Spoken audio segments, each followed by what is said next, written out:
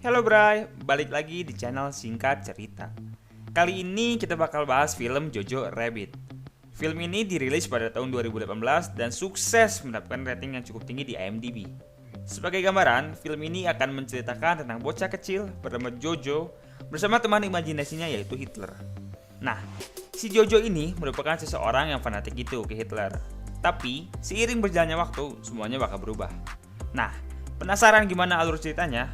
Langsung aja, check it out. Oke, film ini akan dibuka dengan menunjukkan Jojo yang lagi siap-siap untuk ikutan pelatihan militer gitu, Bray. Sebenarnya si Jojo ini agak kurang yakin. Cuman gara-gara sikap fanatiknya ke Hitler, dia tetap ngikutin pelatihan militer ini. Oke, singkat cerita Jojo akhirnya pergi bareng temennya Yorkie. Nah, si Jojo ini bakal dilatih sama yang namanya Kapten K. Sesampainya di sana, si Jojo akhirnya ngikutin semua pelatihan yang ada sambil senang-senang. Sampai akhirnya dia disuruh untuk nunjukin sikap pemberaninya dengan ngebunuh kelinci. Tapi karena si Jojo ini penyayang gitu, jadinya dia nggak berani. Yang akhirnya bikin dia diejek dengan sebutan Jojo Rabbit. Jojo yang kabur pun akhirnya dapat pencerahan dari teman hayalannya yaitu si Hitler. Jojo yang udah dapat pencerahan akhirnya lari dan ngambil bom yang dipegang sama si Kapten K. Tapi sayangnya bomnya mantul yang akhirnya meledak di depan muka Jojo. Jojo pun akhirnya dilarikan ke rumah sakit. Namun, insiden tersebut ternyata meninggalkan bekas luka di wajah Jojo. Yang akhirnya hal ini menyebabkan ia tidak percaya diri. Singkat cerita, setelah Jojo sembuh, ia dan ibunya pergi ke kantor Kapten K. Di sana, ibu Jojo meminta kepada Kapten K untuk selalu melibatkan Jojo dalam segala pekerjaan Nazi. Hal ini dilakukan agar Jojo tidak merasa terasingkan. Jojo pun akhirnya dapat sebuah pekerjaan untuk menempelkan poster propaganda di sekitaran kota. Di sela-sela pekerjaannya, Jojo dan ibunya pun menyempatkan diri untuk melihat orang-orang pengkhianat yang dihukum gantung. Setelah beres dengan pekerjaannya, Jojo pun akhirnya pulang. Namun, saat sampai di rumah, Jojo menemukan sebuah pintu rahasia yang ternyata di dalamnya terdapat seorang wanita Jews atau Yahudi. Seperti yang kita tahu sendiri bahwa sosok Yahudi merupakan musuh bagi Jerman pada saat itu. Oke, di sini kita dapat tahu bahwa wanita tersebut bernama Elsa. Di sana Elsa mengancam Jojo untuk tidak memberitahukan keberadaannya atau ibunya akan mati. Jojo yang ketakutan pun akhirnya kabur.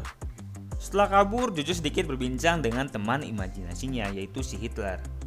Setelah berbincang, Jojo pun memutuskan untuk berusaha mulai pertemanan dengan si Elsa dengan tujuan akan menikamnya saat ia lengah. Itu rencana Jojo sebenarnya. Oke, setelah itu scene pun berpindah pada malam hari.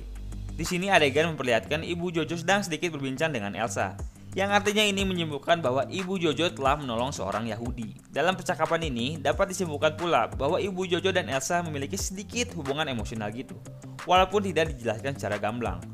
Esok harinya, Jojo kembali berbincang dengan Elsa. Jojo menyatakan beberapa syarat agar Elsa bisa tetap tinggal di rumahnya. Salah satunya Elsa harus memberitahu Jojo segala sesuatu tentang kaum Yahudi, yang nantinya informasi ini akan dijadikan buku oleh Jojo. Namun, karena Elsa dan Jojo belum saling kenal, Elsa pun akhirnya kembali menakut-nakuti Jojo. Esok harinya Jojo pun kembali mendatangi Elsa. Namun kali ini dengan metode yang berbeda. Kali ini Jojo menyuruh Elsa untuk menggambar peta lokasi di mana kaum Yahudi tinggal. Saat menggambar, Elsa sedikit berbincang dengan Jojo bahwa ia memiliki seorang tunangan yang bernama Nathan. Namun Nathan telah hilang bersama pasukan perang lainnya saat ia bertugas. Tapi karena sifat benci Jojo kepada kaum Yahudi, Jojo pun terus mengejek Elsa. Setelah selesai, Elsa memberi hasil gambarannya kepada Jojo. Namun gambar tersebut hanyalah sebuah gambar kepala Jojo. Jojo pun kembali gagal menggali informasi tentang kaum Yahudi. Setelah kembali gagal, Jojo pun akhirnya pergi ke sebuah perpustakaan untuk membuat surat palsu yang seakan dibuat oleh Nathan, tunangannya si Elsa tadi. Singkat cerita, Jojo pun balik ke rumahnya buat bacain surat itu ke Elsa. Oke, isi dari surat palsu ini nyatain bahwa si Nathan seakan udah gak mau berhubungan dengan Elsa karena si Nathan udah punya pacar baru. Setelah dengar cerita itu, si Elsa pun langsung sedih. Nah, Jojo yang gak nyangka si Elsa bakal sedih kayak gini, akhirnya ngebacain surat palsu yang kedua. Isi dari surat palsu yang kedua nyatain bahwa Nathan gak jadi buat mutusin Elsa karena Nathan tetap mau untuk ngajak nikah Elsa. Si Jojo ini emang lawak, bray. Singkat cerita, si Elsa akhirnya mulai ceria lagi. Setelah kejadian itu, Jojo dan Elsa sedikit ngobrol yang bikin mereka makin dekat. Scene pun berpindah pada esok hari. Di sini, adegan nunjukin si Jojo yang lagi bareng ibunya. Ibunya Jojo sedikit nasehatin si Jojo. Ibunya bilang kalau cinta itu merupakan hal terkuat di dunia. Kalau seseorang lagi jatuh cinta, perutnya seakan penuh sama kupu-kupu. Itu kata ibunya si Jojo.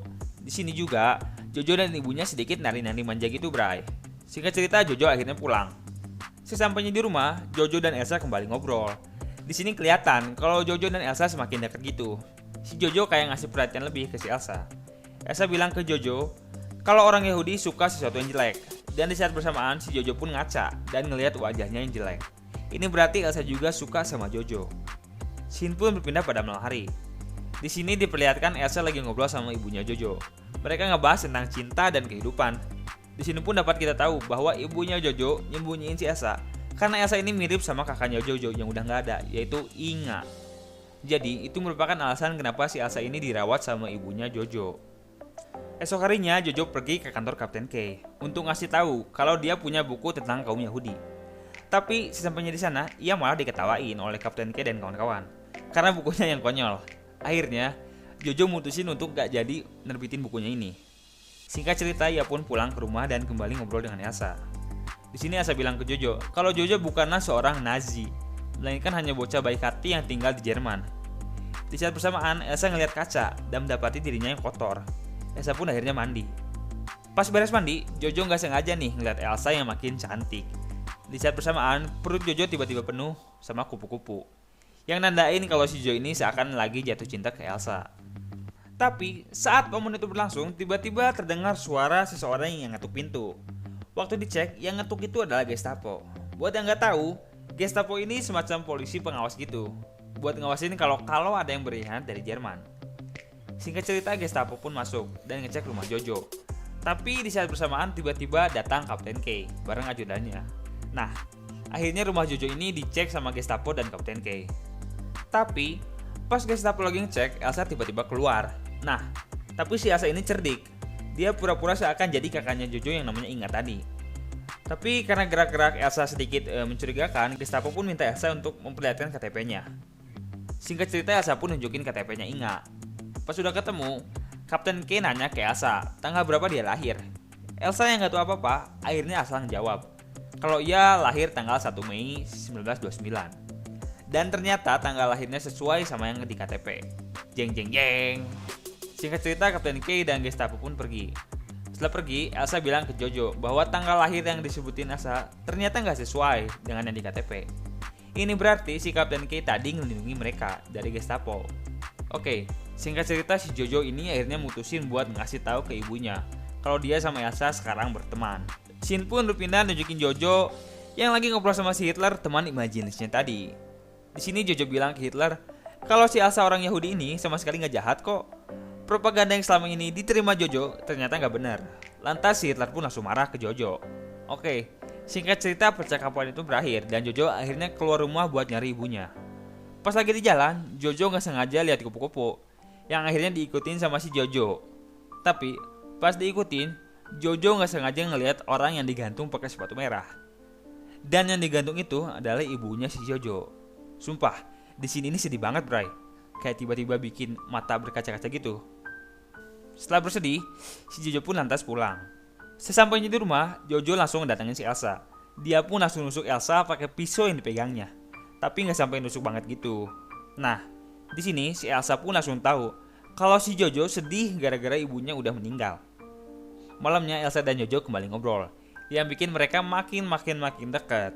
Di sini, Elsa ngasih tahu kenapa ibunya Jojo mau nampung si Elsa ini. Esok harinya, waktu si Jojo lagi jalan-jalan keluar, seluruh kota tiba-tiba panik, Bray. Si Jojo lantas kebingungan. Nah, si Jojo yang pelangap-pelongo ini nggak sengaja lihat Yorkie, temannya waktu itu. Jojo nanya ke Yorkie, lagi ada apa nih? Terus Yorkie jawab, kalau Jerman lagi diserang sama Rusia dan Inggris. Jojo pun akhirnya mutusin buat bantuin Yorkie ikut perang. Pas lagi ngebantuin, si Yorkie tiba-tiba bilang ke Jojo kalau Hitler udah mati gara-gara bunuh diri. Yorkie bilang ternyata Hitler sama ini punya sifat-sifat jelek yang disembunyiin dari masyarakat Jerman. Oke, singkat cerita Jerman pun kalah dari serangan tersebut. Setelah perang selesai, Jojo, Kapten K, dan pasukan Jerman lainnya ditangkap oleh tentara musuh. Nah, tapi di sini Kapten K yang sayang sama Jojo akhirnya nolongin Jojo biar dibebasin sama tentara musuh. Di sini si Kapten K berlagak kayak pura-pura nggak kenal gitu sama si Jojo dan nganggap bahwa si Jojo ini musuh. Si Jojo pun akhirnya dibebasin. Waktu perjalanan pulang, si Jojo nggak sengaja ketemu sama Yorkie. Nah, di sini si Yorkie ngingetin ke Jojo untuk berhenti jadi Nazi karena Nazi udah kalah. Pas udah beres ngobrol, Jojo akhirnya pulang buat ketemu sama si Elsa. Pas udah sampai rumah, si Elsa langsung nanya ke Jojo siapa yang menang perang. Si Jojo yang takut kehilangan Elsa nggak mau ngejawab. Si Jojo ini takut kalau Elsa tahu Jerman udah kalah, dia bakal kabur. Si Jojo akhirnya terpaksa buat bohong. Tapi si Jojo yang baik hati lagi-lagi merasa iba kalau Elsa harus terus dikurung di rumah Jojo. Jojo pun akhirnya ngebuat surat untuk ngajak Elsa kabur dari rumah tersebut. Di sini Jojo pun sekaligus nyatain kalau dia cinta ke Elsa. Elsa pun ternyata cinta juga ke Jojo.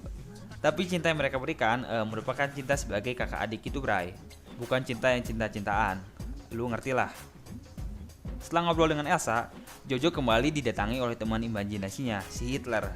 Di sini, Hitler marah ke Jojo dan memintanya untuk tetap setia kepadanya.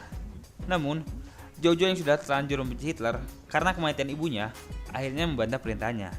Jojo pun menendang si Hitler keluar dari jendela.